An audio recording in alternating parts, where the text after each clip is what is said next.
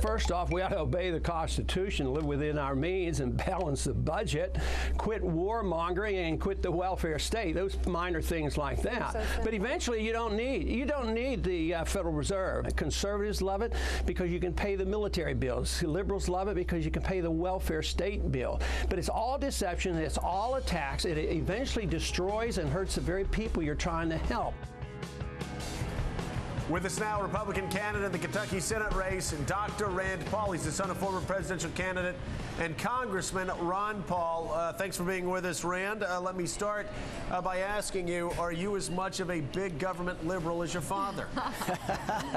I heard that voice. I recognize that voice. You know, I think we might be considered to be constitutionalists, limited government. You know, the main thing that motivates me to run for office is the debt. I think we're drowning in a sea of debt. I think our country's going the wrong direction. I sense that uneasiness, though, and that discontent that's out there. I've been to these Tea Party movements. I've spoken to 700 people in Bowling Green. The largest political event ever in Bowling Green was a Tea Party, and it's not Republicans, it's not Democrats, and it's not just people unhappy about taxes. They're mostly worried about debt. They're worried about the degree of debt of our country, and they're people who truly say our kids and our grandkids will pay for this debt.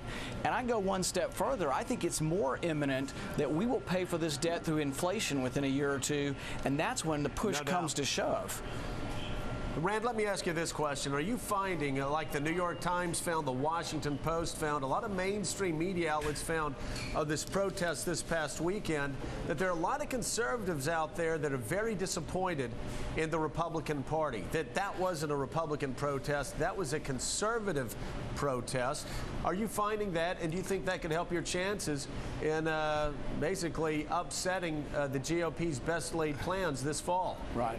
Absolutely. I go to GOP picnics now, and I say I've yet to meet a Republican primary voter who would have voted for the bank bailout, and yet half of your Republican leadership did vote for the bank bailout, and I say this is your time for new leadership, and I don't get booed, I don't get things thrown at me from the GOP establishment. I'm having people quietly come up to me and say, yes, we did fail. We didn't do a very good job with the deficit.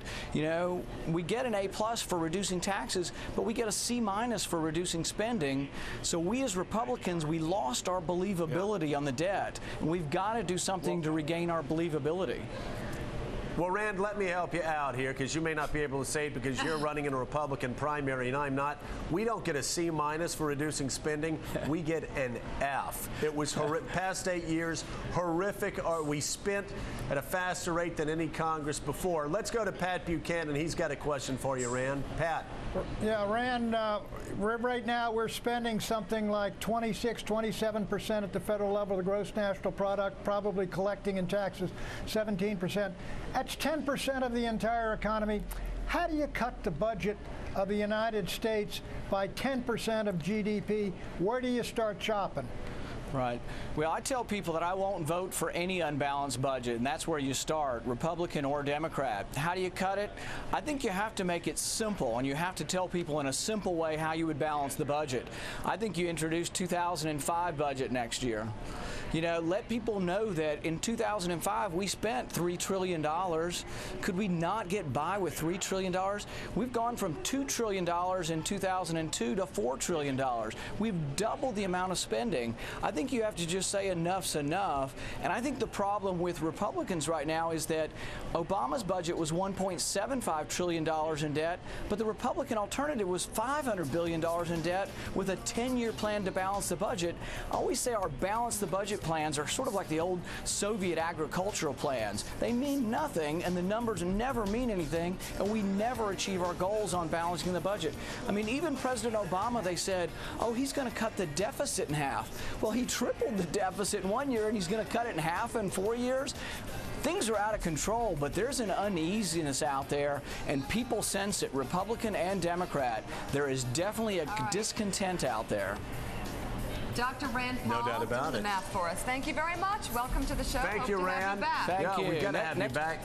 Now, next time I want to go to Seattle. I want to come to Seattle next time. We'll get you there. Thank you so much, Rand. Coming up next, economist Peter Schiff has a major announcement. Now, he, of course, is the guy that predicted the collapse of Wall Street, the collapse of the mortgage market, and everybody laughed at him. They're not laughing anymore. When we come back, he's got a major announcement on whether he's going to run for the U.S. Senate against Chris Dodd. That's when Morning Joe, brewed by Starbucks, returns.